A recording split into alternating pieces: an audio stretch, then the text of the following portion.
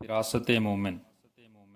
جب حضرت عمرو بن العاص رضی اللہ تعالیٰ عنہ نے کیساریہ کو فتح کر کے غزہ کا محاصرہ کیا تو وہاں کے گورنر نے ان کے پاس پیغام بھیجا کہ آپ گفتگو کے لیے کوئی آدمی میرے پاس بھیجیے۔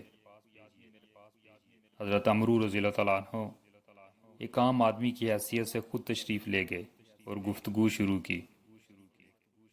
غزہ کا گورنر ان کے حکیمانہ انداز گفتگو اور جرأت و بے باکی سے بڑا متاثر ہوا۔ اس نے پوچھا، کیا تمہارے ساتھیوں میں تم جیسے کچھ اور لوگ بھی ہیں؟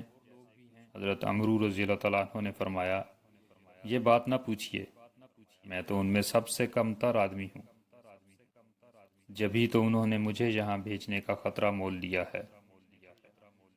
غزہ کے گورنر نے یہ سن کر انہیں کچھ تحفے دینے کا حکم دیا اور ساتھ ہی دربان کے پاس حکم لکھ بھیجا کہ جب یہ شخص تمہارے پاس سے گزرے تو اسے قتل کر کے اس کا مال چھین لو۔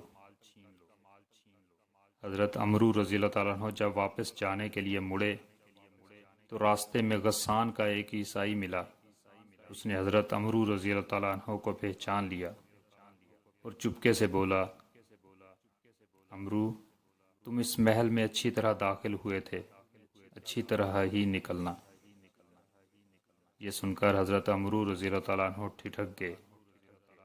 وہ فوراً مڑے اور واپس گورنر کے پاس پہنچ گئے۔ سردار نے پوچھا، کیا بات ہے، واپس کیوں آ گئے؟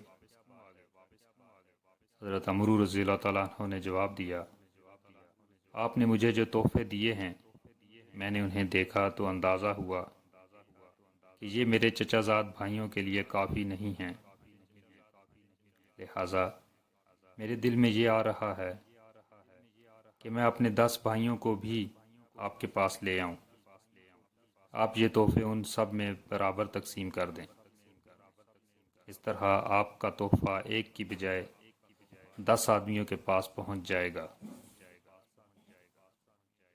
گورنر دل ہی دل میں خوش ہوا کہ اس طرح ایک کے بجائے 10 آدمیوں کو قتل کرنے کا موقع ملے گا۔ چنانچہ اس نے کہا کہ تم ٹھیک کہتے ہو، انہیں جلدی سے لے کر آؤ، اور یہ کہہ کر دربان سے کہلا دیا کہ اب اس شخص کو جانے دو۔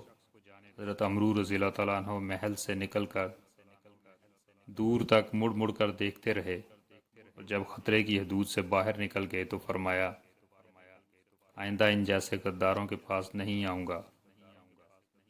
چند روز کے بعد غزہ کے گورنر کو صلح کی درخواست کرنی پڑی۔